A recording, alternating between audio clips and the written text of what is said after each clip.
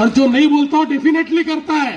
त्यामुळे या ठिकाणी जेव्हा अटल सेतूचं मी आज ज्या प्रकारे हे सगळं क्षेत्र बदलत आहे आणि हे जे काही सगळं आमचं एमएमआरचं क्षेत्र आहे, हे क्षेत्र एक प्रकारे आपलं ग्रोथ इंजिन आहे। एमएमआर क्षेत्राचा योग्य नियोजन करून आपल्याला या एमएमआरच्या क्षेत्रामध्ये $1 ट्रिलियन ची इकॉनॉमी उभी करायची आहे आणि म्हणून या सगळ्या क्षेत्राचा एकात्मिक विचार करून इथे योग्य प्रकारचा विकास झाला पाहिजे। या ठिकाणी मोठ्या प्रमाणात रोजगाराची निर्मिती झाली पाहिजे।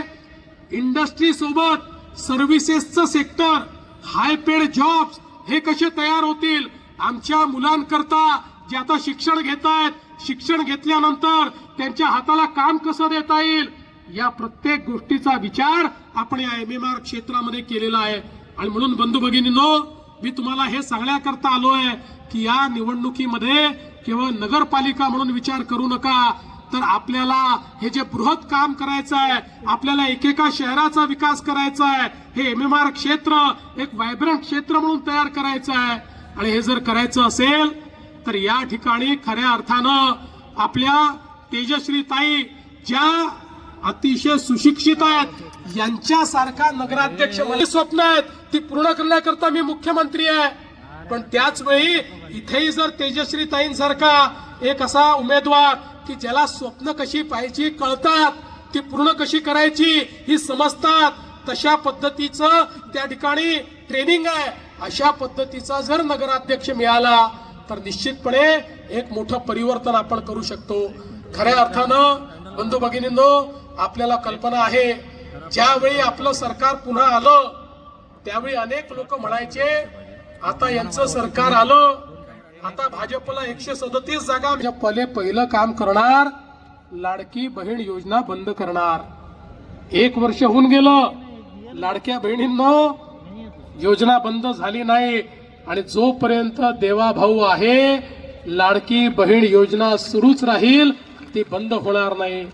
पण तेजश्री ताई, तुम्हाला माझी विनंती आहे, ही जनता तुम्हाला निवडून देणार आहे, त्यामुळे माझ्या लाडक्या बहिणींना केवळ लाडकी बहीण ठेवू नका, माझ्या लाडक्या बहिणींना आता लखपती दीदी बनवा।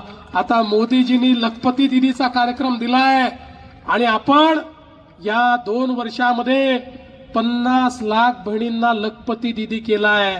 आता 1 कोटी बहिणी करणार आहोत, त्याच्यामध्ये माझ्या अंबरनाथच्या किती बहिणी असणार हे तुमच्यावर अवलंबून आहे।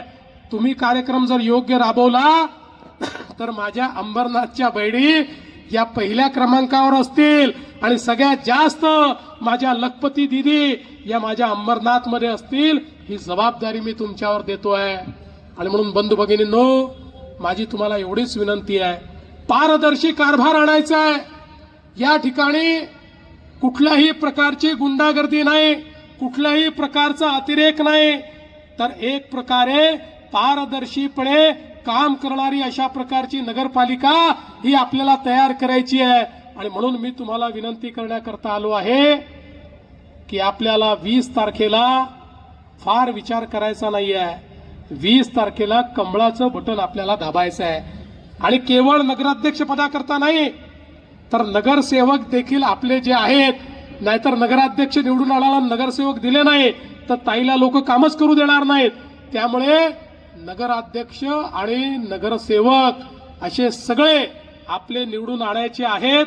तुम्ही बाकी काही काळजी करू नका, मी तुम्हाला एवढंच सांगतो, येत्या 20 तारखेला दिवसभर कमळाची काळजी तुम्ही करा, त्यानंतर 5 वर्ष तुमची काळजी हा देवाभाऊ करेल, एवढंच या ठिकाणी सांगतो आणि माझं बोलणं संपवतो। धन्यवाद। जय हिंद, जय महाराष्ट्र।